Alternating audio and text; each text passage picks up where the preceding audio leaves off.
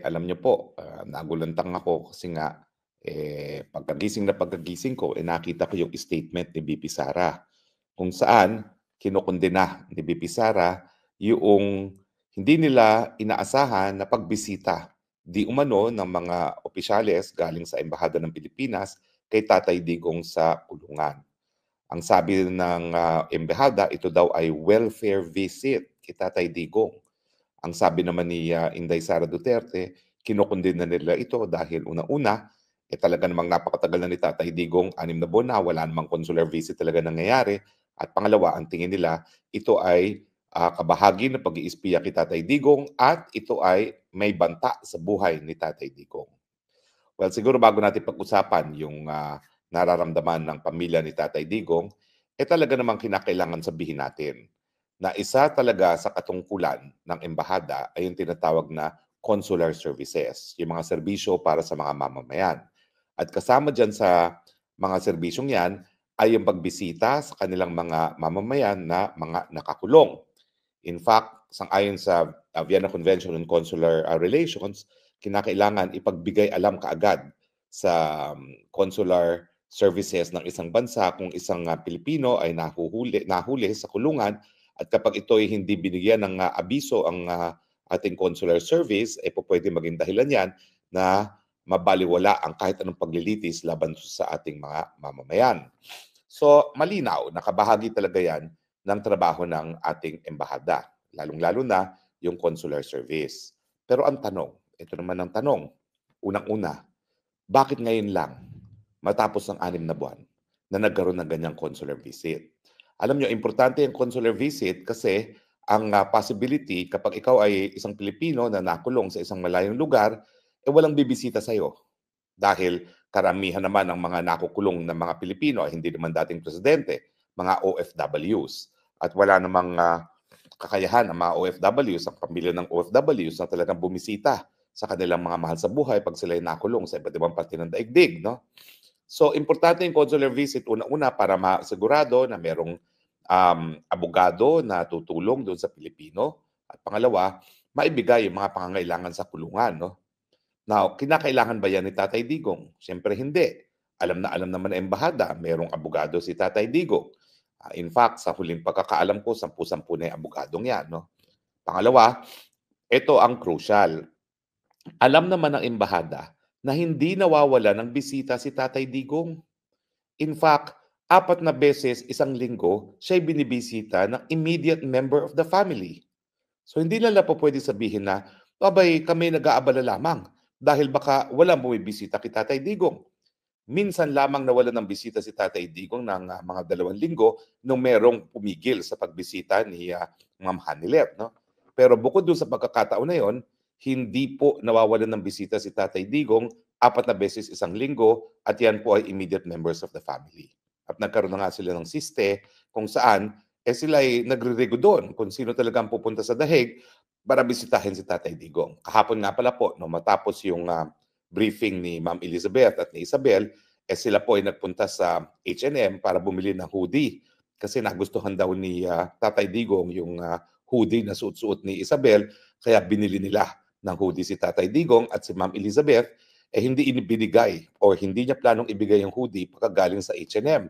Ang gusto niya, lalaban niya mismo yung hoodie, patutuyuin bago ibigay kay Tatay Digong ngayong araw nito. So maya-maya po tayo ay pupunta uli sa Duterte Street para makapanayan itong si Ma'am Elizabeth at si Isabel dahil ito po yung huling dalaw nila dito sa buwan na ito. Ang papalit po na dadalaw ay si Kuya Bong, no? Yung nakakabatang kapatid ni Tatay Digong.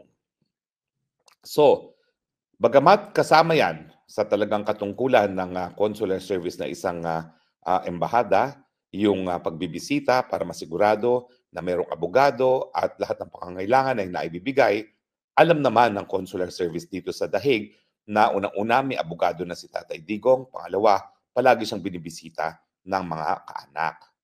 At itong dahilan kung bakit nagsususpecha si BP Sara na ang tunay na dahilan ay para mag-espiya kay Tatay Digong o di naman kaya para magkaroon ng banta sa buhay mismo ni Tatay Digong.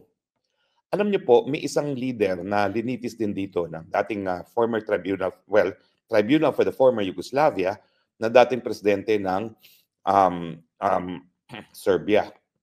Ito po si Milosevic. Namatay po siya sa kulungan. At meron pong pagdududa ang mga Serbians na hindi po yan because of natural causes. Ang duda nila, linason pa daw po dito sa kulungan kung saan talaga nakadetina si Tatay Digong. So hindi nyo masisisi ang pamilyang Duterte na magkaroon ng pangamba na baka yung pagbisita ng consular service galing sa ating embahada ay banta sa buhay ni Tatay Digong. Dahil may nangyari na po na isang dating presidente rin na nakakulong sa kaparehong kulungan ni Tatay Digong ang hinihinala ang linason habang siya ay nakakulong. Yan po ang dahilan kung bakit umalma ang VP Sara at talagang nag-issue ng strongly worded press release na kinokondena niya yung ganyang pagbisita ng ating embahada. Kasi nga naman, walang dahilan para bisitahin other than mag-espiya o di naman kaya maging banta sa buhay ni Tatay Digong. Ako po isang ayon sa paniwala ni VP Sara. Unang-una, bakit naman biglang nagkaroon sila ng interes kay Tatay Digong?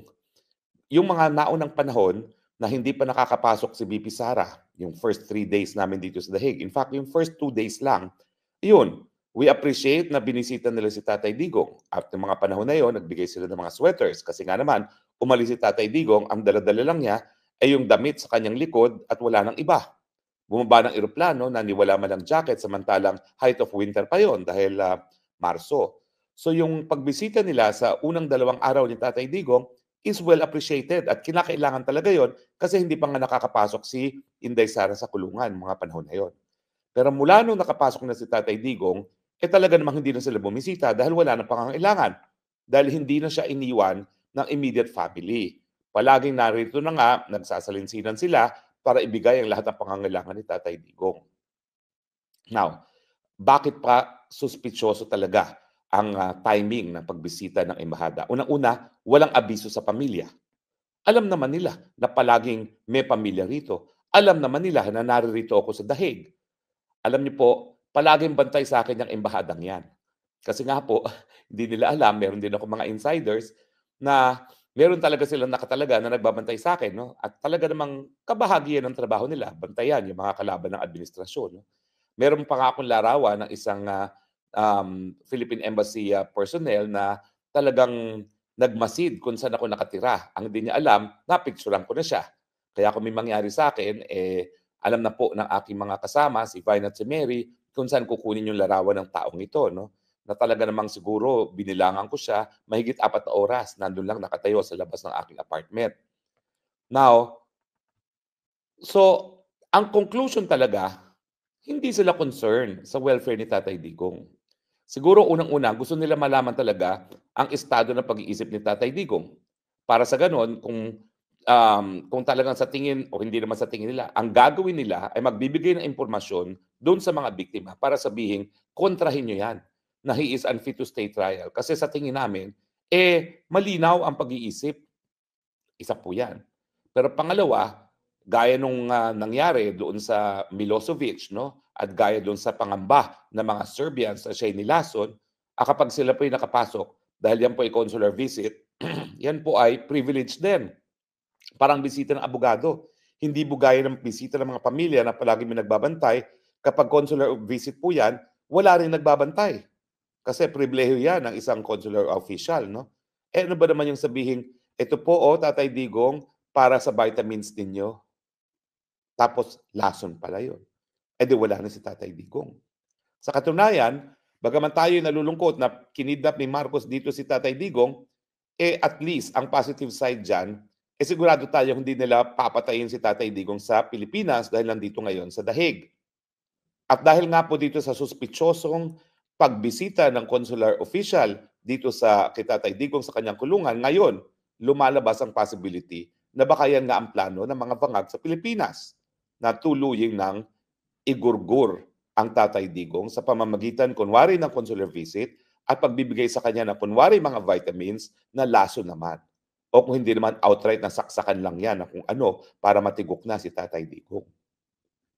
Yun nga po Ang sabihin ng consular officials, bakit hindi kayo nagbigay abiso sa immediate family ni Tatay Digong na alam niyong palagi narito sa dahig.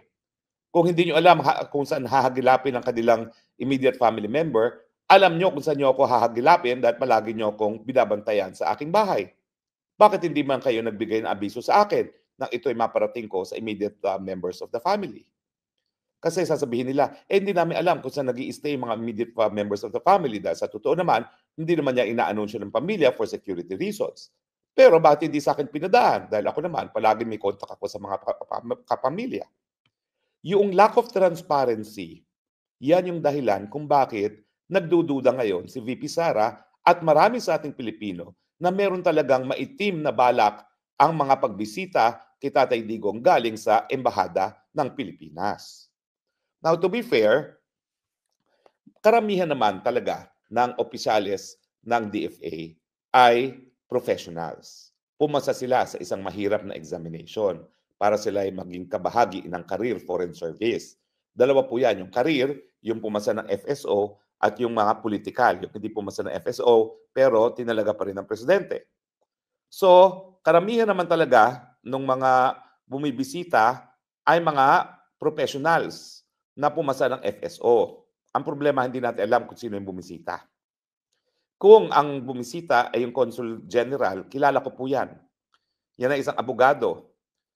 Yan po ay, kung hindi ako nagkakamali, nag-aral din sa UP.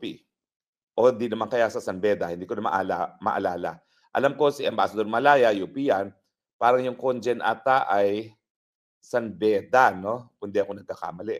O ka-eskwela pa ni Tatay Digong. At yan ay mga profesional dahil pumasa ng FSO. Ang tanong, si Conjen ba talagang bumisita? Kasi pwede naman yan na bigyan lang ng identification card at sabihin taga-consular at siya ang bumisita maski hindi siya profesional. Pwede nga yan na hired assassin na ang pumasok. Binigyan lang ng ID ng embahada. Bakit ko nasabi yan? Ay nako, yung banta sa buhay ni Maharlika. Nagkaroon ako ng informante at ito po ay sinumite na sa hukuman sa Amerika at saka sa Homeland Security na ang nag-arrange pa ng pagpasok ng mga hired assassin para gurgurin si Maharlika ay ang Embahada ng Pilipinas diyan sa Amerika. So kung totoo nga yung impormasyon na recover ko at napagbigay alam na sa otoridad ng mga Amerikano, bakit hindi pwedeng gawin niyan dito sa dahig? Nabibigyan lang nila ng ID, hired assassin pala, bibisita kay Tatay Digong, at matapos ang pagbisita, matitigok na si Tatay Digong. Bakit naman nagkakaroon ng ganitong pangamba ang pamilya at ang sambayanan na baka sa puntong ito, gurgurin nila si Tatay Digong? Hindi ba ho, nagkaroon na kasi ng ruling ang hukuman, dahilan kung bakit napagpaliban na indefinitely yung confirmation of charges na hindi na kayang tumayo sa paglilitis ni Tatay Digong. Kaya nga po, nagkaroon, dahil dito sa determination nito, na ito ay dahil sa report ng isang dalubhasa na hindi po kinuha ng depensa, ang detention facility po ang kumuha ng dalubhasa para i-examine ang kakayahan ni Tatay Digong. Kasi siguro, napapansin nila na limot-limot talaga si Tatay Digong. Abay, may mga gamot na dapat inumin yan. Baka hindi na naalala ni Tatay Digong. At saka syempre, meron nag-oobserba dyan at napapansin na hindi na alam kung anong araw na at mukhang wala na talaga sa tamang pag-iisip, no? Talaga naman dala na yan ng katandaan. Hindi naman natin yan dahilan para tignan na parang meron na kapansanan ni Tatay Digong. Hindi, tinatanggap natin yan na kabahagi yan ng pag ikaw ay tumatanda. O di ba po? So, ang tingin ko, nangangamba ngayon ang mga bangag na baka mapalaya na on an interim basis si Tatay Digong at maging dahilan na lumakas na naman ang banta ni Tatay Digong laban sa kagustuhan ng mga Marcos na manatili sa pangyarihan forever. Kaya ngayon, tama lang naman na magsuspetsa ang pamilya at ang sambayanan na baka ngayon na may possibility na magkaroon ng interim release si Tatay Digong, mas mabuti pang matigok at magurgur ang Tatay Digong. Hindi naman tayo papayag dyan. Kaya ako, bagamat wala pang eksaktong pruweba kung anong maitim na balak sa kabila nitong surprising visit, consular welfare visit kuno ng mga taga-embahada ng Pilipinas kay Tatay Digong, sang-ayon ako doon sa pangamba ni VP Sara at ng pamilyang Duterte na ito'y kabahagi na isang maitim na balak para gurgurin ang Tatay Digong. Dahil ayaw nilang lumabas sa preso maski interim release. Wala po talagang mga puso itong mga ito. Sa totoo lang, miski mabigyan ng interim release si Tatay Digong, yan ay pagkakakulong, house arrest, sa ibang bayan pa rin, hindi sa Pilipinas. Ang gusto ni Tatay Digong, miski 5 minutes bago siya pumunta sa Panginoon, makabalik doon sa kanyang kwarto, bahay Kalapati, sa Davao, at doon mamatay. Yun lang ang gusto niya. Mamatay sa sarili niyang bayan. Dahil siya'y 80 naman. Huwag na tayo magpaligoy-ligoy. Naghuling habilin na si Tatay Digong. Handa na siya. At kahapon nga, ang sabi ni Ma'am Elizabeth, meron na siyang acceptance kung ano man ang kapalaran niya. Well, syempre, wala naman ako doon, hindi ko siya makausap. Ang sasabihin ko, Tatay Digong, huwag ka masyadong maabala. Dahil ako, sigurado na ako, dahil Panginoon na ang gumawa ng paraan na ikaw ay magkaroon ng interim release. Bakit? O di ba? Limot-limot siya. Sino ba ang gumawa na kita Tatay Digong na maging limot-limot? Di ba Panginoon yan? Bagamat kung ano-anong mga legal arguments ang sinabi ko na, no jurisdiction because the period within which to commence the preliminary investigation had expired and the preliminary investigation was started 2 years after, barred by the Rome Statute, di ba? Illegality of the rest should never be countenanced and should result in the court being divested of jurisdiction. Maraming mga ganyang legal jargon. Ang sabi ng Panginoon, gagawin ko na express. Sige, ito na. Gagawin ko na siyang limot-limot. At talaga namang, nung day 1 pa lang na dinala na siya dito sa The Hague, sinabi ko naman po, limot-limot na si Presidente. Dahil nag-uusap kami niyan sa telepono, paulit-ulit ang sinasabi sa akin. Dalawa po silang ganyan. Si dating Presidente Erap Estrada at si Tatay Digong. At bakit alam ko naman limot-limot sila? Kasi po yung mga magulang ko at yung aking tiya na nagpalaki sa akin, ganyan din po ang naging kalagayan. 80 anyos na sila bago sila pumanaw. So alam ko. Masama nga ang loob ko dahil day 1 sinabi ko na bakit pa kinailangan ikulong siya ng 6 na buwan? Tapos yun din pala ang kalalabasan na limot-limot kaya hindi na kayang tumayo sa paglilitis.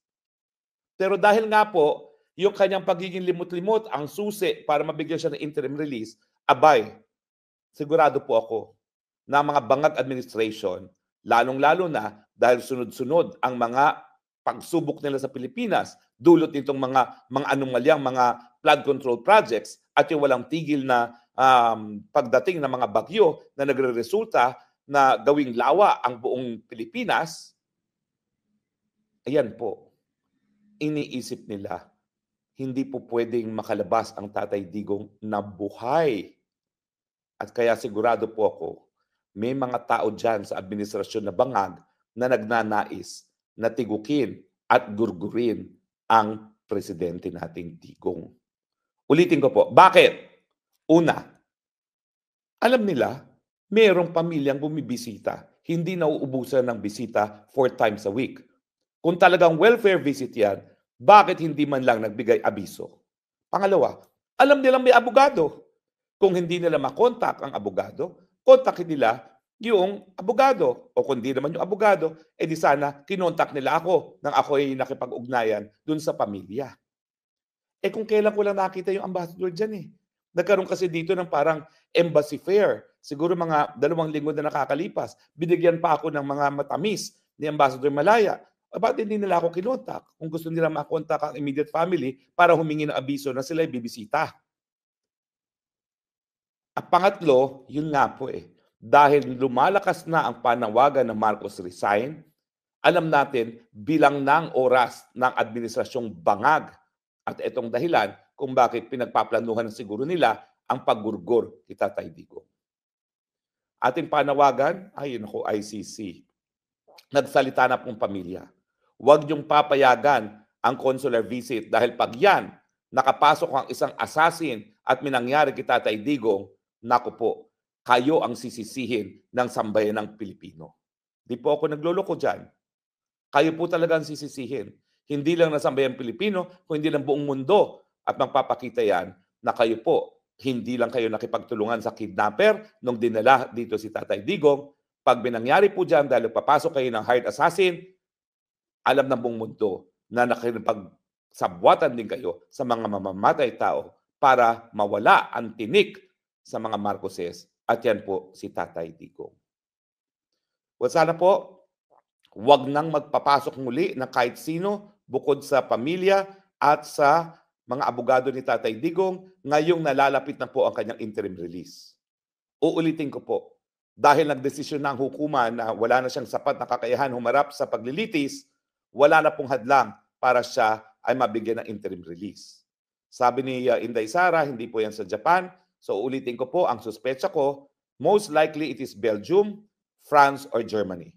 Imposible po sa Netherlands dahil ang Netherlands never po tumanggap ng interim release galing sa kahit kaninong international tribunal na nakabase dito sa Netherlands.